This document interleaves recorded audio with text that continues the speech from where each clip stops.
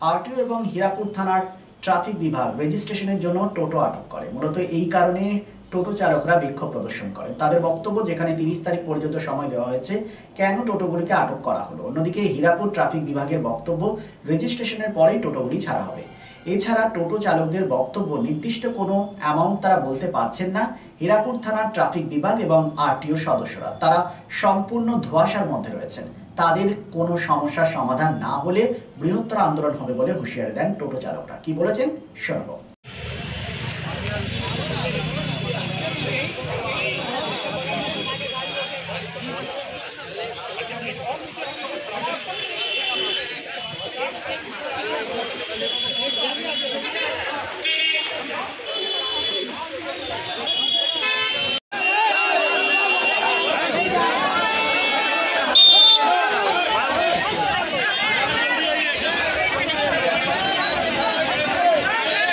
सारा पकड़ा था, तो आज क्या हो गया जो फिर से आप लोग का गाड़ी बंद करना पड़ा?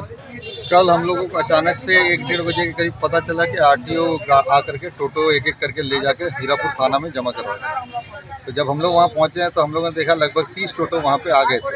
उन्होंने पहले तो उन गाड़ियों का चेसिस नंबर, उनका फ़ोन नंबर, सिग्नेचर, नाम लिया है और हम लोग को ये बोला कि इनका रजिस्ट्रेशन करवा के इनको छोड़ दिया जाए।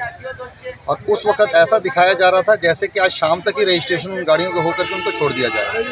लेकिन उसके बाद में उन्होंने हमें कहा कि आप 3 बजे हमारे ऑफिस आइए और अपनी गाड़ी के पेपर्स लेके आइएगा, आपकी गाड़ी का रजिस्ट्रेशन करा दीजिए। लेकिन जब हम मौके पे पहुँचे हैं वहाँ पे, तो उस वक्त हम लोगों ने जाके देखा, सभी गए थे ड्राइवर्स, तो हम लोगों ने वहाँ पे जाके देखा कि 3 बजे, 3:15 बजे के करीब आरटीओ ऑफिस में जितने भी शोरूम वाले हैं उनके साथ में मीटिंग चल रहा है।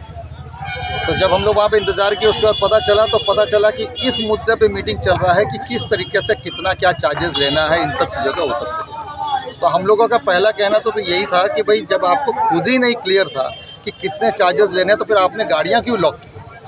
ये तो लॉक करने से पहले डिसाइड हो जाना चाहिए कि कितना लगेगा, क्या होगा, नहीं होगा। उस वक्त तक भी क्लियर नहीं था। उसके बाद जब हम लोगों ने आरटीओ से बात की, उसके बाद में फिर कुछ वर्ड्स चेंज हो गए। पहले क्या बोला गया 17,000, फिर बोला गया 7,000, फिर बोला गया नहीं आप जाइए शोरूम वाले के पास, वो आपको क्या बोलते हैं, अगर ज़्यादा बोलते हैं आप हमारे पास आइए। तो ये ज़्यादा कितना है और कम कितना हमें अभी तक नहीं पता है। अगर तो हमें क्लियर कोई मेंशन कर देता ना, हाँ आपकी गाड़ियों पीछे इतना लगेगा, किस तरीके से क्या होगा, जिनके पास पेपर्स है उनका क्या होगा, जिनके पेपर्स नहीं है उनका क्या होगा, जिसकी नहीं है गाड़ी उसका क्या होगा, पुरानी का क्या होगा। आपने एक ही तराजू पे सबको तोल दिया। अभी कई तो ऐसे ड्राइवर हैं जिनके पास पेपर ही नहीं है, तो वो बोलते हैं कि आप पेपर लेकर के शोरूम वाले के पास जाइए। कई तो अभी आप लोग को क्या बोला? अभी हमारा कहना सिर्फ एक ही है, हम लोग कल से यही देख रहे हैं कि वो जो गाड़ियाँ अंदर बंद है वो उसी तरीके से बंद है। इसी के खिलाफ हम सारे इकट्ठे हुए हैं कि आप पहले उन गाड़ियों को छोड़िए। और जब आपका हम तक टाइम दिया गया था 30 तारीख तक, आपने अभी कल 7 तारीख को गाड़ियाँ क्यों लॉक कर दी? ये तो गलत है। जब आपने 30 तारीख तक टाइम दिया, अगर 30 तारीख को नहीं करते तब आप लॉक कर देते, हम मानते कि हमने फेलियर किया।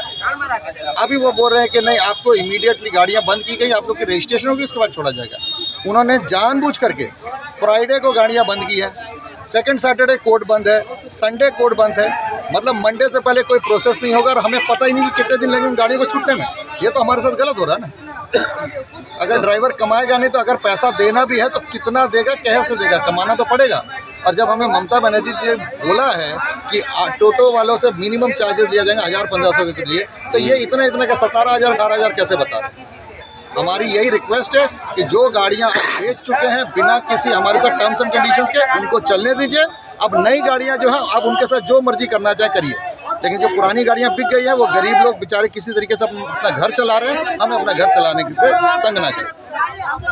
तो आज क्या आप लोग माने हम लोग अभी तक इंतज़ार कर रहे हैं यहाँ पे इकट्ठा होकर के कि हमारे पास कोई आ जाए बात करने तो हम इस मामले को यहाँ पे ख़त्म करें, वरना फिर इसको लेकर के हमें आगे बढ़ना पड़ेगा। तो अभी तक कोई प्रशासन कोई नहीं, हमारे पास कोई नहीं पहुँचा। तो कोई हमारे दुख तकलीफ को इतने दिनों से नहीं देख रहा कि आप लोगों को क्या तकलीफ हो।